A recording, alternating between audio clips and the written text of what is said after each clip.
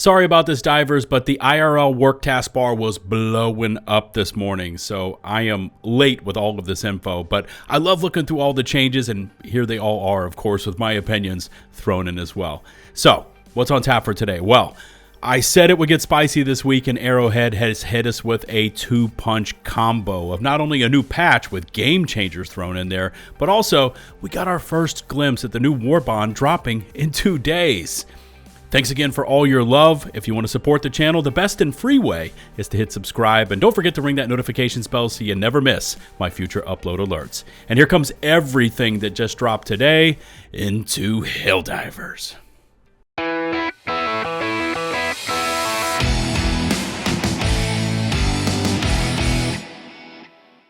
All right, there's just so much going on today, but here goes. Starting off first with the Galactic War, and we are taking it to the Jet Brigade on 𝗙ecie with the support of the Helldivers Death Star in close orbit.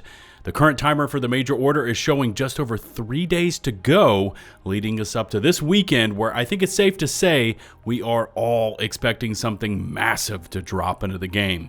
As of the time of this recording, 𝗙ecie is just over 35% liberated, and Helldivers will have the awesome capabilities of the Eagle Storm for about another 8 hours or so.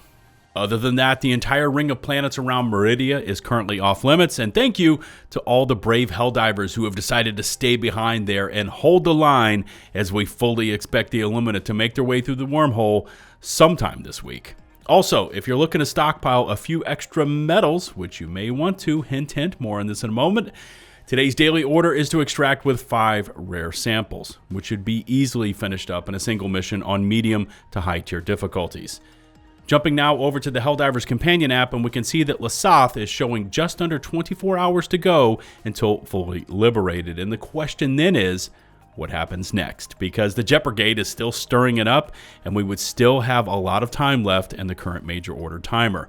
Also, you've got the Illuminate threat on 𝗙ecie and 𝗏𝗏𝗏, where on the map it shows them both producing dark matter. Yeah, remember what I said in yesterday's video? The rest of this week was going to just keep getting spicier? Well, it's getting there. And finally, we've had yet another Superstore reset, and I'm really looking forward to the day when we can get new sets in here, especially the Kill Zone offerings. But anyways, today, you've got the medium Juggernaut body armor with engineering kit, which also includes the bonus of reduced recoil.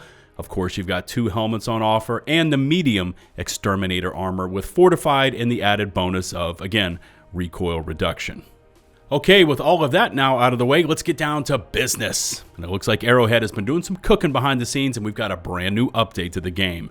Patch 1.002.101 is now live, and for me on PC, it was right around 3.5 gigs in file size. And maybe any of my PS5 diver viewers out there can actually respond back and let me know what the file size was for you on console. Also, quick reminder for PC players, it's always a good idea to download the patch, then to verify your files, as there's usually something missing that will cause your game to either run poorly or to crash out. Now over to the changes, and there are some really good ones in today's patch. Starting off with this one, the gas effect from spray weapons has seen another 4 seconds added to its effect duration, so it's up from 6 seconds to now 10 seconds. In addition, the clutter and junk from all the destroyed Illuminate ships will now despawn faster, so we can navigate around them, especially in the city biomes. Here's a big one. Helldivers can now jog while carrying two-handed objects like barrels and the 𝗙cie artillery rounds, and God, I love that change, and I can't wait to try it out, especially around that launcher. You can now hang out the sides of the FRV and toss grenades and stratagems, which is something we've all been wanting, and maybe it's time for our FRV jousting video part 2, where we only throw grenades at each other. I don't know. I'll have to think about that one. And sticking with the FRV, the handling has been increased for better cornering. There's nothing else mentioned here. It just says that.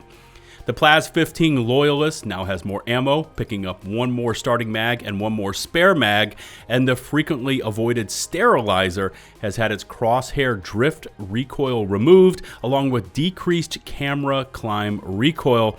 And just like the earlier gas status effect changes, the Sterilizer gas spray effects now last up to 10 seconds. I don't know if this is going to promote more players using a gas setup. I mean, the gas grenades are S tier, and they're so good along with the orbital gas strike. But the guard dog and sterilizer don't produce huge gas clouds. They just apply to individual targets. I don't know. Let me know if these gas changes will change your mind. Drop me a comment, and let's see where the community lands on these gas status changes. Woo! Okay, huge announcement here. Listen to this one, everybody. The Seige-Ready passive, which was identified early on to be working not as intended, is going to be left as is. SR recently won the top spot in my armor passive showdown, and this is a huge announcement for everyone out there rocking mag-fed weapons. So for now, you've got more ammo across the board and those faster reload times, and GG's to Arrowhead for not changing this one. You divers loved it, and they left it as is. The guard dog breath has also been reworked quite a bit, now prioritizing enemies not affected by gas status effects to help preserve ammo instead of just constantly spraying down already gassed targets. It's also had its roaming range cut back, so that's how far away from the diver it gets, but the targeting range has been doubled from 10 up to 20 meters, along with the now increased status effect duration time from 6 up to 10 seconds. Again, on paper, this looks good, but I personally don't see a lot more players using this thing until the gas effects from the dog breath mimic those of the grenades and the orbital gas strike, which is to say it needs to produce a huge AoE cloud versus applying gas to individual targets. Next up are the stratagem changes, and I already see one I can't wait to try out. But let's start off with the AP mines. They've lost 60 seconds of cooldown. That's significant. They've seen their base damage buffed from 350 up to 700 and had their deployment spacing increased by 20%. So hopefully you're going to see less chain reaction explosions when just one of them is detonated. Plus, that damage buff does look nice. The I4 Ensign mines have also seen a 60-second reduction in cooldown times. Their damage has been buffed from 210 up to 300, and they received that same deployment spread increase. And the AT mines received just the 60-second cooldown reduction. So overall, for anyone who likes using mines, you've got cooldown buffs, you've got some damage buffs, and greater mine spread to prevent losing them all at once. And finally in this area, listen to this one, the ballistic shield now blocks melee attacks and will do so until it takes enough damage to break. That's a big change there. Now, I've used the shield extensively versus the bots, but versus the bugs, who are all about melee, it was positively useless. Now, I need to experiment with this one to see just how much damage it will take before it breaks, but stopping melee attacks is huge. I mean, think about it, even versus those Illuminate Overseers with the staffs, being able to break those, that's going to be an interesting thing to try out. Now, where this patch really starts to cook are in the fixes, and I can't get through all of these because there's just too many, but here's some of the major ones I wanted to highlight. So let's start off with the fact that you can now emote while ragdolling or falling. Now, Arrowhead says it won't reduce damage, but at least it's back in the game, and you know, we can start producing those awesome memes again. The Illuminate spawner right ship door not taking damage from explosive issue is said to be fixed. Health packs not fully restoring all of a Helldiver's stems is said to be fixed. High damage weapons can now insta-detonate hell bombs again. Oh boy. The FRV overall health has been buffed, so less catastrophic damage for minor collisions. I like that one. And listen to this one, PC divers. It looks like keybinds for vehicles now accept non-QWERTY inputs. Divers can now vault over cars. The Helldivers' slithering snake effect is said to be fixed after ragdolling.